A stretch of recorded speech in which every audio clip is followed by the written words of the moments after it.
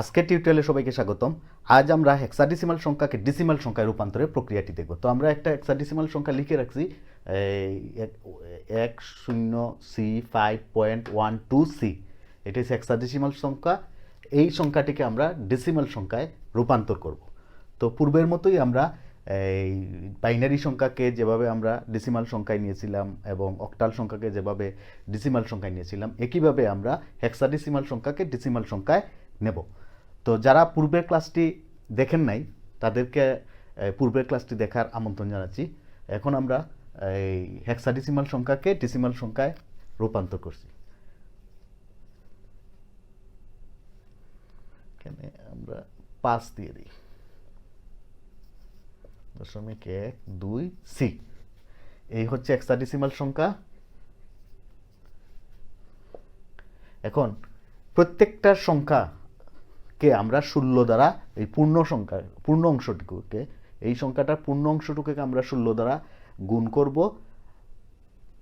এইভাবে গুণ লিখব, 0 গুণ 16 যোগ সি গুণ 16 যোগ 5 গুণ 16। তো ইন্টিজার পার্টটিকে, এই সংখ্যাটির ইন্টিজার পার্টটির প্রতিটি অঙ্ককে 16 দ্বারা এইভাবে গুণ লিখব। লিখার পর এবং প্রত্যেকটা গুণ লিখে প্লাস, প্রত্যেকটা অঙ্ককে প্লাস করব। এইভাবে লিখার পর এখান থেকে আমরা শুরু করব 0 1 2 3। পূর্বের মতোই এখান থেকে যাবে 0 1 2 3, এইভাবে যাবে। এরপর আমরা প্লাস দিয়ে ফ্র্যাকশন পার্টটি লিখব। একইভাবে পূরণ 16 যোগ 2 পূরণ 16 যোগ সি পূরণ 16। এখন আমরা এই 16-এর পাওয়ার দিব -1 -2 -3। অর্থাৎ ইন্টিজার পার্টের প্রতিটি অঙ্ককে এইভাবে গুণ 16 লিখে প্লাস দিয়ে পরবর্তী অঙ্ক গুণ 16 এইভাবে লেখার পর, শেষ করার পর পাওয়ার দিব 16-র পাওয়ার 0 1 2 3 4, এভাবে যাবে। আর ফ্র্যাকশন পার্টটিকে কিভাবে প্লাস দিয়ে ফ্র্যাকশন পার্টটিও আমরা গুণ 16 গুণ 16 গুণ 16 লিখব। লেখার পর 16-র পাওয়ার এখান থেকে শুরু করব, এইখান থেকে। এইটা পাওয়ার হবে -1 -2 -3 -4, এইভাবে যাবে পাওয়ার। এখন আমরা এই মানগুলো বের করে ফেলব। তো প্রথমে 1 গুণ 16-র পাওয়ার 6, 16-র পাওয়ার 3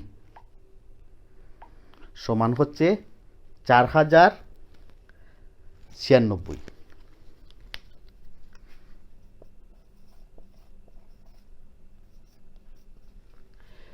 এটাকে 0 দ্বারা গুণ করলে 0 আসবে, তাই আর গুণ করব না। সি মানে হচ্ছে 12, 10 হচ্ছে এ, 11 হচ্ছে বি, 12 হচ্ছে সি। তাহলে 12 ইন্টু 16,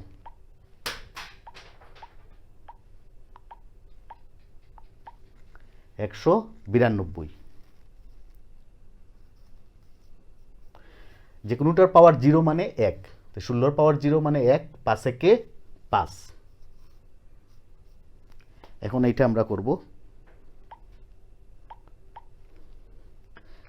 এটা দেখিয়ে দিচ্ছি।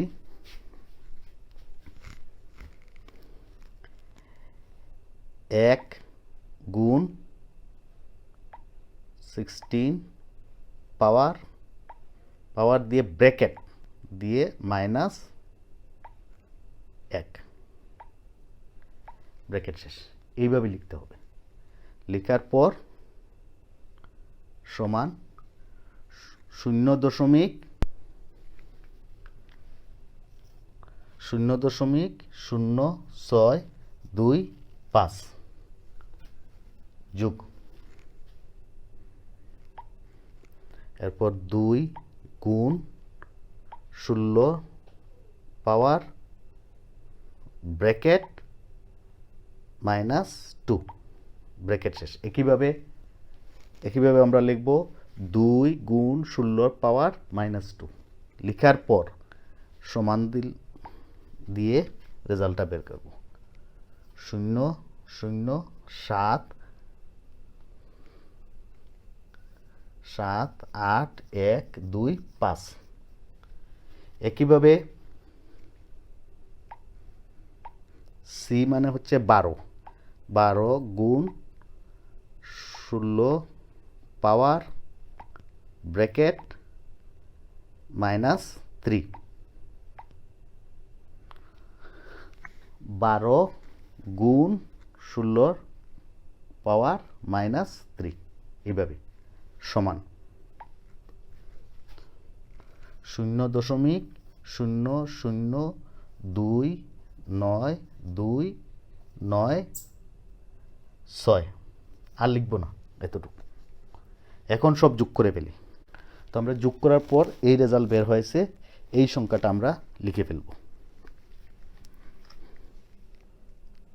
429.3.732.421। এই হচ্ছে আমাদের এই হেক্সাডেসিমাল মানের সমতুল্য ডেসিমাল মান।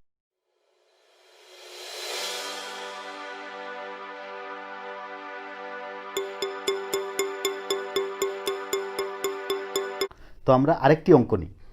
এখন এই সংখ্যাটিকে আমরা ডেসিমাল সংখ্যায় রূপান্তর করব। এখানে ইন্টিজার পার্ট এবং ফ্র্যাকশন পার্ট পূর্বের মতোই আমরা এটাকে লিখব 10A5.30C। প্রত্যেকটা ডিজিটকে গুণ 16 দিয়ে এইভাবে প্লাস দিয়ে লিখব। প্লাস A গুণ 16 প্লাস 5 গুণ 16। এরপর আমরা 0 থেকে শুরু করব।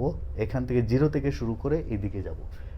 এই 16 পাওয়ার 0, এরপর 1 2 3, যদি আরও থাকতো তাহলে আমরা 4 এভাবে যেতাম। এখন আমরা ফ্র্যাকশন পার্টটি প্লাস দিয়ে ফ্র্যাকশন পার্টটিকেও একইভাবে আমরা লিখব গুণ 16 0 গুণ 16 প্লাস সি ইন্টু 16। ফ্র্যাকশন পার্টটা আমরা আগের মতো এটার পাওয়ার এই 16 পাওয়ার দেব -1 -2 -3। পূর্ণ অংশটুকুকে আগে লিখব প্রত্যেকটা ডিজিট ইন্টু 16 প্লাস পরের ডিজিট ইন্টু 16 প্লাস পরের ডিজিট ইন্টু 16। এইভাবে লিখার পর 16 বেস যেটা এটার পাওয়ার 0 1 2 3 এইভাবে যাবে।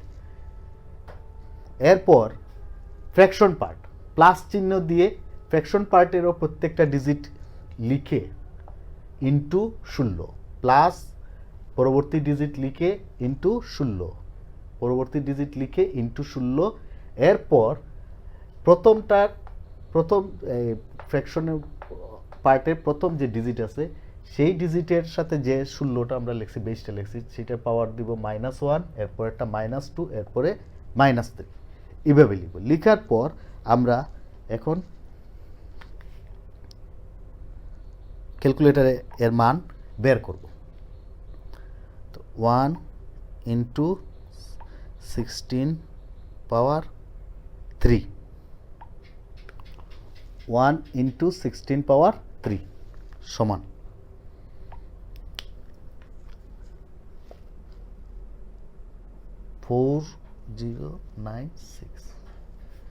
4096। এরপর প্লাস এটা যেহেতু 0 দিয়ে গুণ তাহলে এটা 0। 16 পাওয়ার 1 মানে 16, আর এত 10, 16 আর 10 গুণ হলে 116 প্লাস 16 পাওয়ার 0 যে কোনোটা পাওয়ার 0 মানে 1, 5 একে 5। এরপর এইভাবে আমরা লিখব 3 ইন্টু 16 ইনভার্স 1 সমান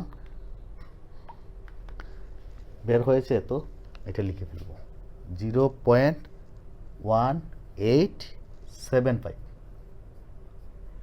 এরপর 0 দিয়ে যেহেতু গুণ, এটার রেজাল্ট হবে 0 প্লাস সি মানে হচ্ছে 12 ইন্টু 16 টু দি পাওয়ার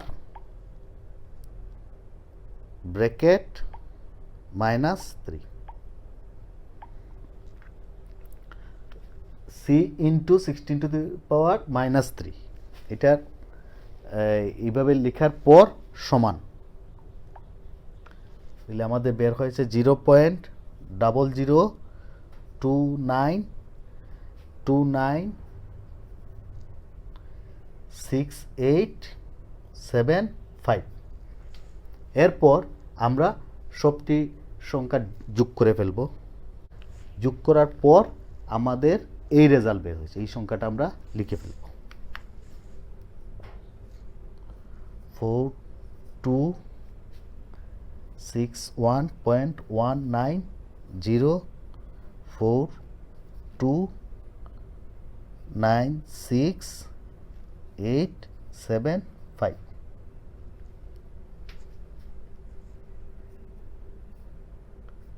4261.190